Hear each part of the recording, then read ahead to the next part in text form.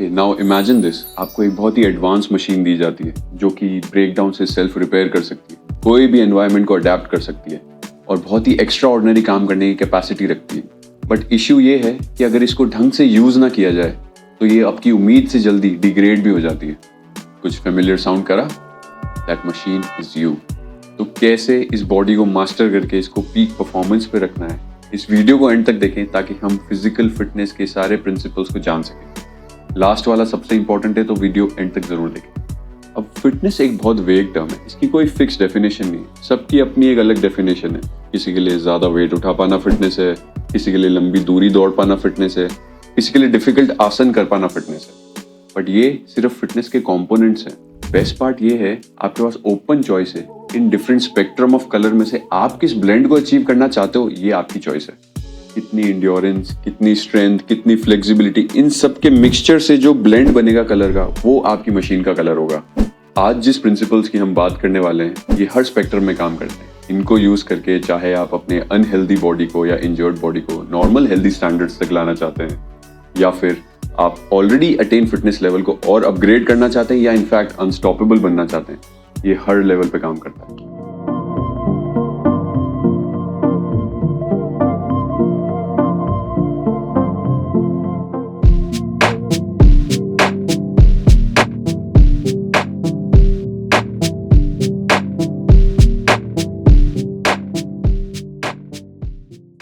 Hello everyone, welcome to the health and fitness playlist of this channel, Know Thyself.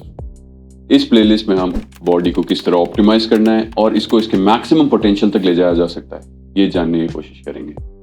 आज हम बात करेंगे basic 6 principles of fitness की। Last वाला सबसे इंपॉर्टेंट है, तो लुक आउट फॉर दैट। तो सबसे पहले सबसे ज्यादा इग्नोर किए जाने वाले प्रिंसिपल की बात करते हैं, जो कि है consistency.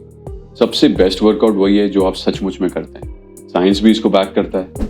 Journal of applied physiology में ये पब्लिश किया गया है कि एक मॉडरेट इंटेंसिटी वाली एक्सरसाइज को अगर आप कंसिस्टेंटली प्रैक्टिस करते हैं as compare to a high intensity वाला वर्कआउट कभी कभी किया जाए, तो मॉडरेट इंटेंसिटी वाला कंसिस्टेंट वर्कआउट ज्यादा बेटर रिजल्ट्स देता है। ये कुछ इस तरह ही है जैसे आप 1 महीने तक ब्रश नहीं कर रहे हैं और एक दिन लगातार 3 घंटे तक ब्रश कर रहे हैं, तो इट वोंट वर्क ना।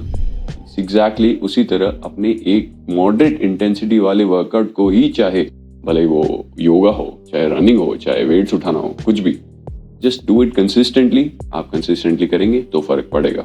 आप सवाल ये है, कौन सी एक हैबिट है जिसको आप कंसिस्टेंटली फॉलो कर सकते हो? वॉकिंग या रनिंग या मे बी स्ट्रेचिंग? चलो अब ग्रोथ की बात, क्योंकि अपना मेन गोल सर्वाइव या मेंटेन करना तो है नहीं, अपना गोल है थ्राइव करना। तो प्रोग्रेसिव ओवरलोडिंग से मतलब है कि आपको टाइम के साथ साथ अपने वर्कआउट की इंटेंसिटी, ड्यूरेशन, वेट्स किसी तरह बढ़ाने हैं, ताकि आप अपनी बॉडी को और चैलेंजेस दे सकें। वैसे ही जैसे कोई भी एक नई स्किल सीखते हैं, तो आप शुरुआत में जो चीज़ ट्राई करते हैं वही तो नहीं करते रहते ना, आप टाइम के साथ साथ खुद को और चैलेंजेस देते हैं ताकि आप उसके अंदर और इम्प्रूव कर सकें। एग्जैक्टली उसी तरह फिटनेस में भी होता है। आपको रिजल्ट्स में चेंजेस लाने के लिए एफर्ट्स में चेंजेस लाने ही पड़ेंगे। एक फैक्ट, आपके मसल्स आपकी रिकवरी के टाइम ग्रो करते हैं, क्योंकि एक्सरसाइज करके तो उनको आप माइक्रो डैमेजेस दे रहे हो। आप रिकवरी जब कर रहे हैं, जब रेस्ट ले रहे हैं अच्छा न्यूट्रिशन के बाद में, तभी वो टाइम होता है जब आपके मसल्स ग्रो होते हैं और स्ट्रॉन्गर होते हैं। तो जो रिकवरी के बाद जो नया मसल बन के आता है, that's bigger and stronger than before. जैसे अभी बात की, न्यूट्रिशन भी जरूरी है, और ये न्यूट्रिशन आपकी बॉडी का फ्यूल है। जैसे कि आप अपनी गाड़ी में भी एक्स्ट्रा प्रीमियम डलाते हो, तो फिर अपनी बॉडी के लिए जंक फ्यूल क्यों? अपनी मील्स के अंदर सारे 7 कंपोनेंट्स उसको बैलेंस बनाने के लिए जरूरी हैं। Carbohydrates, protein, fats, vitamins, minerals, water and fibre. British journal of sports medicine के अंदर एक स्टडी में ये प्रूव्ड है कि 25% से आपकी परफॉर्मेंस इंप्रूव हो जाती है अगर आप बैलेंस्ड मील्स लेते हैं तो। एंड ऑफ कोर्स आपकी बॉडी का 60% वाटर होता है, तो रिहाइड्रेशन भी जरूरी है। थोड़ा सा भी डिहाइड्रेशन से आपकी परफॉर्मेंस ड्रॉप हो जाती है। जैसे मैं ट्राई करता हूँ 6 लीटर्स एवरी डे। अब ये क्लियर होना चाहिए कि बॉडी और माइंड बहुत डीपली कनेक्टेड है, ये अलग नहीं है। गौतम बुद्ध ने भी यही कहा था कि बॉडी के लेवल पे अगर कुछ भी होता है तो उसका इफेक्ट माइंड पे जरूर पड़ेगा, और अगर माइंड में कुछ भी अराइज करता है, जैसे कोई इमोशन, कोई थॉट या कोई मेंटल स्टेट, वो आपकी बॉडी पे किसी ना किसी सेंसेशन के फॉर्म में जरूर मैनिफेस्ट करेगा। तो बेस्ट यही होगा कि अपने वर्कआउट को बहुत माइंडफुली करें, हर एक मूवमेंट को, हर एक कॉन्ट्रैक्शंस को बहुत ही अच्छे से डीपली फील करने की कोशिश करें। इससे सिर्फ आपका वर्कआउट बेटर नहीं होगा, सिर्फ माइंड मसल कनेक्शन नहीं इम्प्रूव होगा और सिर्फ आपके रिजल्ट्स बेटर नहीं होंगे, बल्कि आपके वर्कआउट से एक मेडिटेटिव सेशन के बेनिफिट्स भी देगा और आपको और अवेयर और माइंडफुल बना देगा। Now balance.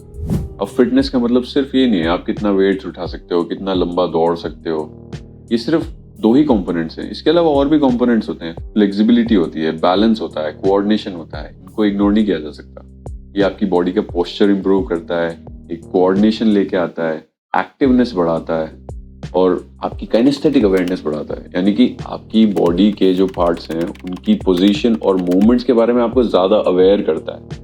हठ योग इसका एक बहुत अच्छा एग्जाम्पल है। पहले इसको एक बहुत जेंटल प्रैक्टिस माना गया था, लेकिन अब रिसर्च इससे पता चल रहा है कि इससे आपकी कोर स्ट्रेंथ इंप्रूव होती है, एथलेटिक परफॉर्मेंस बढ़ती है और आपको स्ट्रेस कम करने में मदद करती है।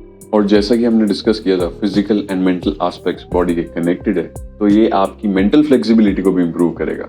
तो आप अपनी लाइफ के और डिफिकल्ट सिचुएशंस को आसानी से फेस कर पाते हैं। आपको मेंटली उसके लिए प्रिपेयर करता है।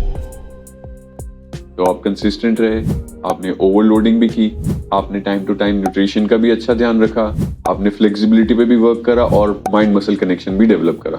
बट इन सब का बेनिफिट आपको फिर भी नहीं मिलेगा अगर आप अपनी बॉडी को प्रॉपर रेस्ट नहीं देते हैं तो, क्योंकि सारी रिकवरी रेस्ट के टाइम ही होती है, जैसा हमने डिस्कस करा था। स्टैनफोर्ड यूनिवर्सिटी की एक रिसर्च में भी ये प्रूव किया है कि जो एथलीट्स 8 घंटे की नींद पूरी करते हैं वो 15% बेटर परफॉर्म करते हैं। But again, in the words of Gautam Buddha, find the middle path.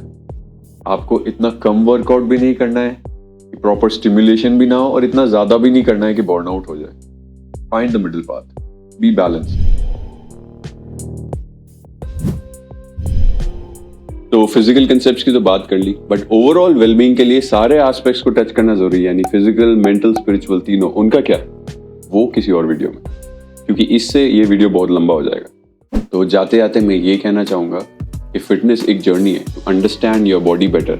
इसलिए बेसिक कंसेप्ट्स को समझो और डिफरेंट चीजें ट्राई करो, like different meal plans try करो, डिफरेंट वर्कआउट रूटीन्स ट्राई करो। कौन सी एक्सरसाइज आपके लिए ज्यादा अच्छी रिस्पॉन्ड करती है, कौन से फूड आइटम्स आपकी बॉडी पे ज्यादा अच्छा रिस्पॉन्स दे रहे हैं। ट्राई टू अंडरस्टैंड इट, क्योंकि सबकी बॉडी एक जैसी नहीं होती, सबकी अलग होती है। जरूरी नहीं है उसके लिए कोई प्लान काम कर रहा है तो आपके लिए भी वो काम करेगा। You are very different. तो इसलिए just try and experiment everything and understand your body better. That's what fitness journey is all about. तो ट्राई करो और डिस्कवर करो आपके लिए कौन सा बेस्ट है, एंड देन उसके साथ कंसिस्टेंट रहो। किसी ना किसी पॉइंट ऑफ टाइम पे आके ये डिग्रेड तो होनी है, टेम्पररी चीज है, तो तब तक के लिए आपका एक्सपीरियंस ऑफ लाइफ बहुत बेटर हो जाएगा और ये जो आपको बहुत यूनिक गिफ्ट मिला इसको आप और बेहतर जान पाएंगे। अगर आपको ये वीडियो पसंद आया है तो इस वीडियो को लाइक करें और किसी ऐसे के साथ शेयर करें जो कि इंप्रूव करना चाहता है या इंप्रूव कर रहा है, और इस चैनल को सब्सक्राइब करें ताकि ऐसे और वीडियो आपको आते रहें। And stay hydrated. Thank you.